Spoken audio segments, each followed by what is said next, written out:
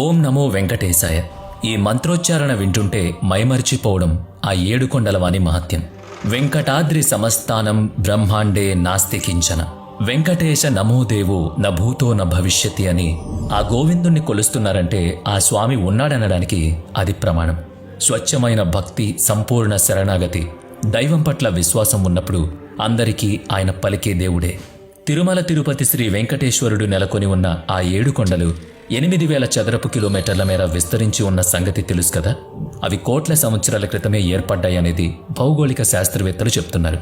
సముద్ర మట్టానికి 2,500 అడుగుల ఎత్తులో నెలకొని ఉన్న తిరుమల కొండ మీద 1979 నవంబర్ 7వ తేదీ అర్ధరాత్రి దాటిన తర్వాత జరిగిన అపూర్వ సంఘటన చరిత్రలో నమోదైంది. ఆ రాత్రి తిరుపతి పట్టణం గాఢ నిద్రలో ఉంది. తిరుమల కొండలపై నిశ్శబ్దం అలుముకుని ఉంది. అప్పుడు జరిగింది ఎవ్వరూ ఊహించని, ఎవ్వరూ గ్రహించని ఓ అద్భుత దివ్య ఘటన.